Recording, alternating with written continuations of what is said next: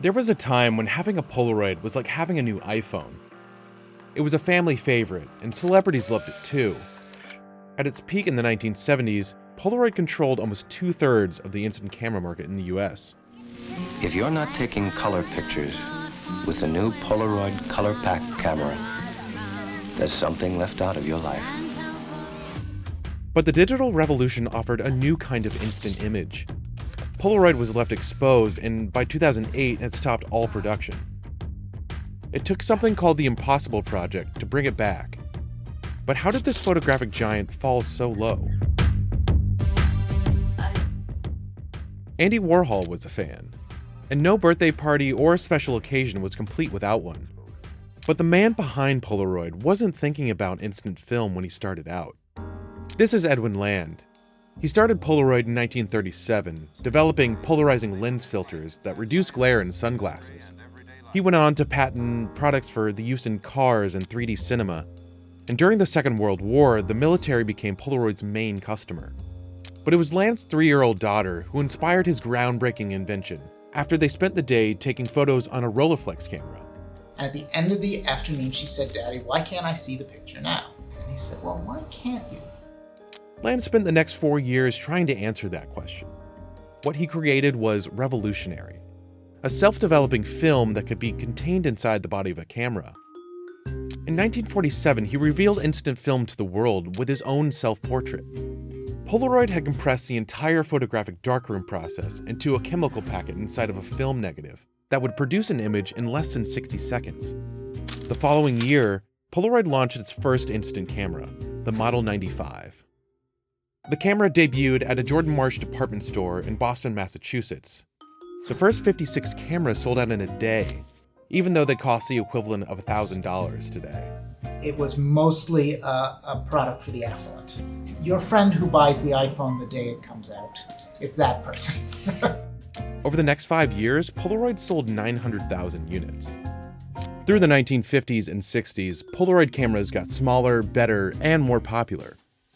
The Color Pack camera, released in 1963, was its first to offer color film, and its automatic exposure made taking photos even simpler. It will give you a perfectly exposed picture on the spot in almost any kind of light, automatically. And 2 years later came the Swinger, The Swinger. a plastic camera aimed at teens. It took smaller black and white photos, but only cost $20, or about $170 today. Meet the Swinger, the incredible new Polaroid Land camera for $1995. It talks to you. Swing it up and take a look. By 1968, Polaroid sales had reached $400 million. But Land still had his eyes on a bigger prize. In this film produced by Polaroid, Land describes his vision was to create a camera that people could always have with them. A camera that would be, like the telephone, something that you use all day long. That concept took shape in the form of the SX70, a revolution in instant photography, promoted by none other than a young Morgan Freeman. Just focus right here and press the button. Okay. Yeah, that's it. Damn it. That's it. Hold it. Just a nice smile. Polaroid's SX70 Land camera. To Land, the company had fully come of age. Polaroid brought all of its manufacturing for the SX70 in-house and built new factories to meet demand.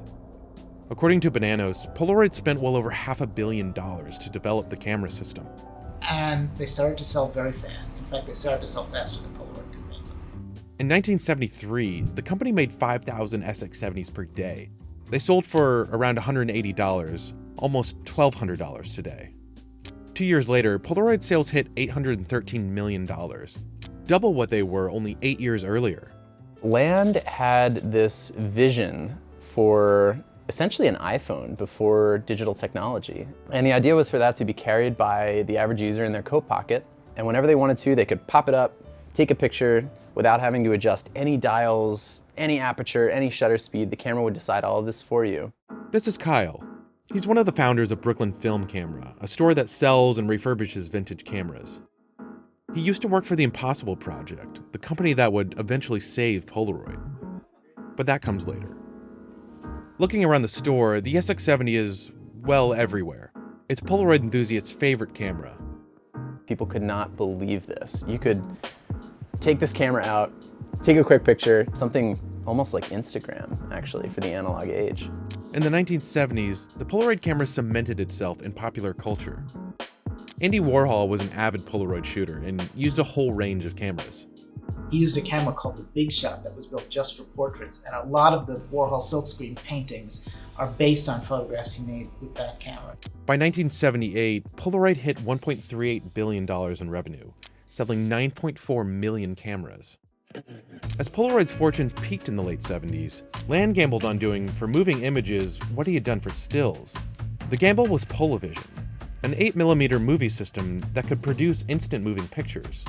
Polavision, Polaroid's instant movies. Seconds after you shoot, you got it. But many were skeptical. It was expensive. The film required a ton of light to be exposed properly, and you had to have one of these boxes close by to see your film. Polaroid only sold 60,000 units before it was discontinued in 1979, and the company was forced to write off $89 million. In 1980, after 43 years in charge, Edwin Land stepped down as president and chairman. 2 years later, he left the company entirely. Meanwhile, Kodak had released its own instant camera at a similar price point. Grab onto the handle at a low, low price. The products were so similar that Polaroid brought a lawsuit against Kodak for patent infringement, claiming lost revenues of $12 billion. The problem for the Kodak instant camera is that it works just like Polaroid's instant camera. Polaroid's iconic instant camera remained popular, but without a diversity of products, the company was vulnerable. From 1978 to 1982, its share of the US photo market fell by almost 10%. Kodak was eventually found guilty of infringement and forced to pull all instant products from the market and pay Polaroid $909 million. But that wouldn't be enough to save Polaroid. 35mm film cameras were cheaper and easier to use and produced higher quality photos. The company started to cut costs by outsourcing production and trimming its workforce. By 1991, it only had a quarter of the employees it did in 1978. Companies like Canon and Nikon were emerging leaders in the new digital camera market. Consumers no longer saw the need for an instant camera with expensive film. And the whole way Polaroid had worked was that the camera was sold more or less at cost, and the film carried a huge profit margin, 60% on a pack of film. And without film, the whole house of cards came down. Through the 90s, Polaroid relied on products like the Captiva, where the developing photo was kept inside the body of a camera. Where's the picture? There's no picture? Did you see the picture come out? How can that be a Polaroid camera if there's no picture? It doesn't look like a Polaroid camera. It's not a Polaroid camera. The camera didn't hit, and in 1995, Polaroid took a loss of $140 million. Someone inside took the attitude that if we can just get our costs down per picture, we'll be okay to compete against digital. And the truth is, they couldn't be okay because the cost of a digital picture, once you've bought the camera, is zero. In 2001, Polaroid declared bankruptcy. And over the next 7 years, the company would change owners 3 times. And in 2008, Polaroid announced that it would stop all production of instant cameras and film. It was the end of an era, or so it seemed.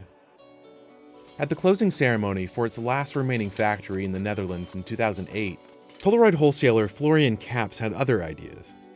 I had all these customers, and the business became bigger and bigger, and I started to sell more and more films. And then Polaroid called in 2008 and said, "Hey, sorry dude, but we closed the last factory." Kaps decided to keep operating the instant film plant as part of a new venture to keep Polaroid's instant film alive. They called it the Impossible Project.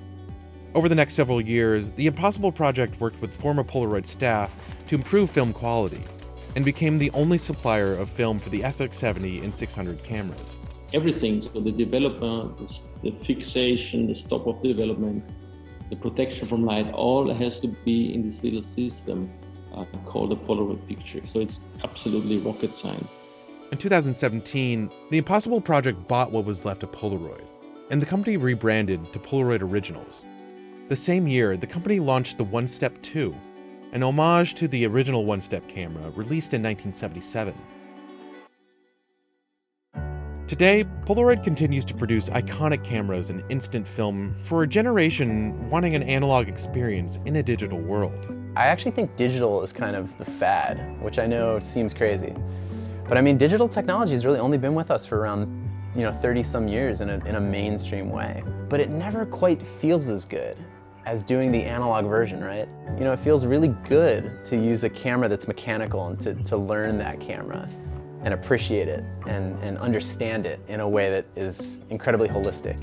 Instant photography is cool again. The Fujifilm Instax camera is one of the highest selling cameras in the world. But Polaroid is finally embracing digital too. Its product line includes devices like iPhone scanners and 3D printers. For Kyle and many others though, the magic of the instant Polaroid is still there. I mean, being able to see this image develop from nothing and slowly come in is to this day still beautiful to me.